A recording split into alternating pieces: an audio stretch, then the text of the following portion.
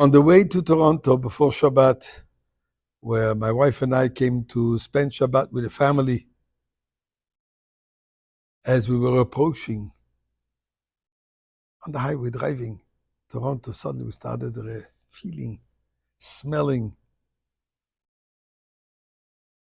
the smoke from the flames, the burning flames in the forests in the eastern of Canada, which is affecting such a wide space, wide area, all the way to the Midwest of the States, New York State, Pennsylvania.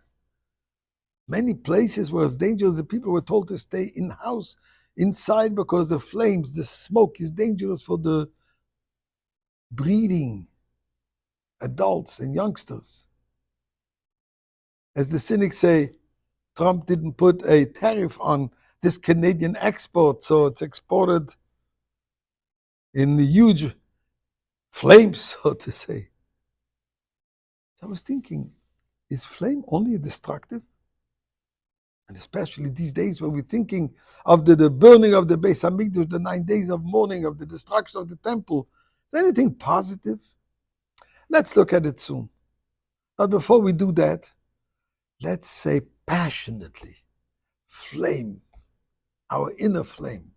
Thank you to Hashem for the wonderful miracles, some of them also in flames.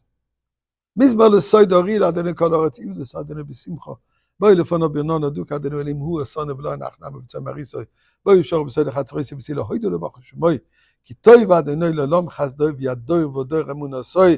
Little kids, in their beauty, in their warmth, in their passion, in their flames, give tzedakah now. And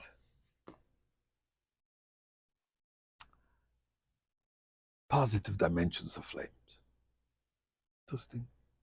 Medrash tells us at the beginning of creation, God created 4 elements: Eish, Ruach, Mayim, Ofer. Fire, wind, air, water, earth, dust. First thing is Eish, revelation, light.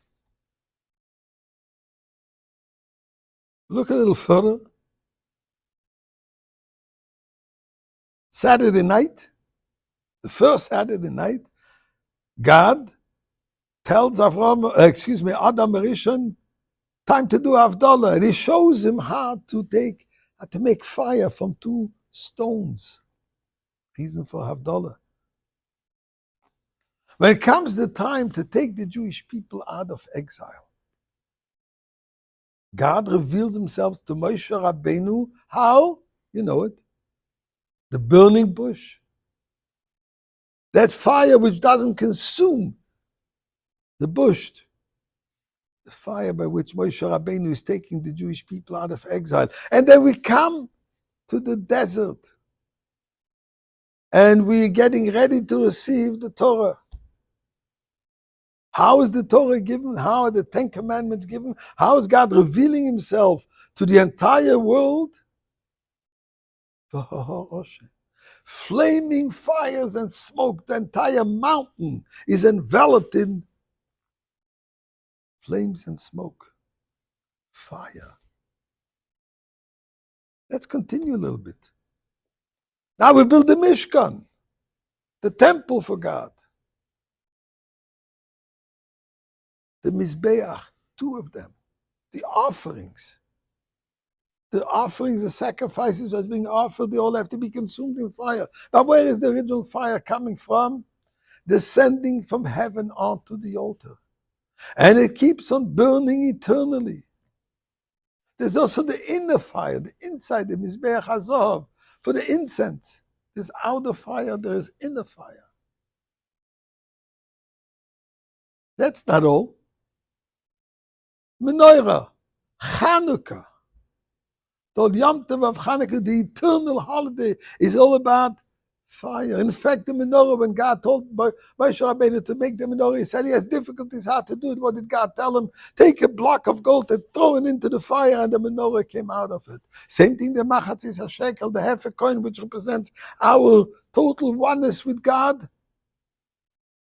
Same story. Didn't know how to do it. God showed them those coins in fire. Shabbat candles, Yom Tov candles, the warmth, the beauty, the light of a Jewish home.